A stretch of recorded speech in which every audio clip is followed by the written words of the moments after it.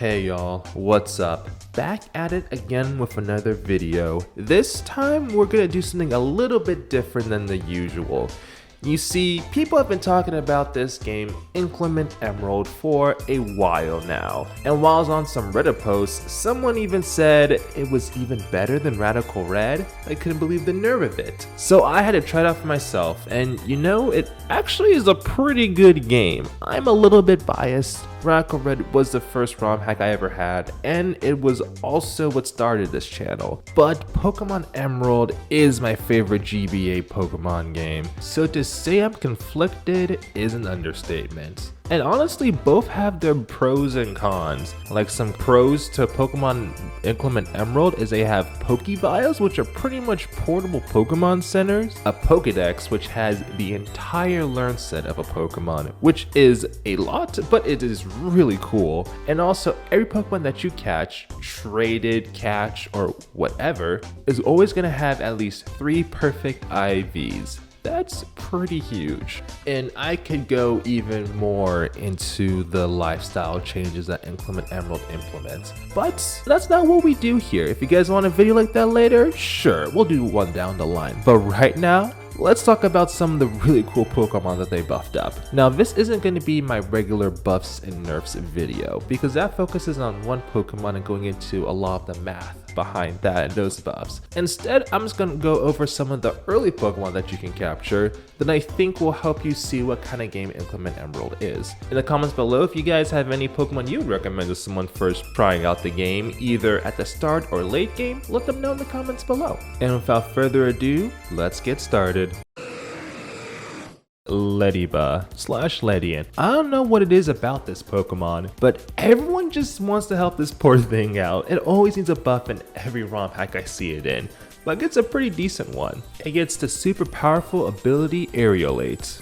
If you flinched when I said that word, you probably got hit by a Mega Salamence or a Mega Pinsir. Aerialate turns all of your normal moves into boosted flying type moves, and with a boosted attack stat of 95, it means Ledian's gonna hit pretty hard. And if you're not into just having boosted flying type moves, you can always go for Iron Fist. It's hidden ability which powers up all punching moves.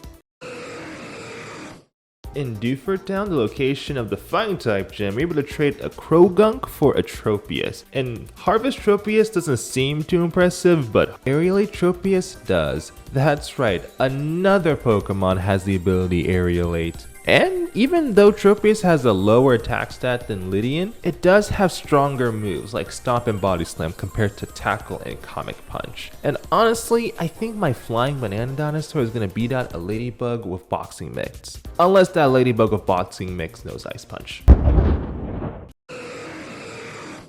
As much as we like seeing a lot of damage dealt, a lot of us also like seeing no damage being done to us. That's why we're talking about Fur Coat. Fur Coat is an ability that halves all physical damage to a Pokemon, and a couple of Pokemon learned this new ability. These things are now physical tanks. Okay, hit me. Okay, but for real this time. Have you ever heard of the Greppa, Hondu, Kelpsie, Pomeg, Qualop, or Tomato Berry? Oh, probably because they have this amazing ability to lower one of your base stats. Oh yeah, and they also increase friendship. Yeah, usually when you have to deal with friendship, it's usually this whole thing. You have to run around with your Pokemon for like an hour. You have to go around doing these massages. You have to throw drugs into your Pokemon to make them like you more. But now you can throw nature's drugs into them. And yes, berries usually take hours to grow, and that is no different in this game. But you can also pull a Dialga and make the hours go by faster.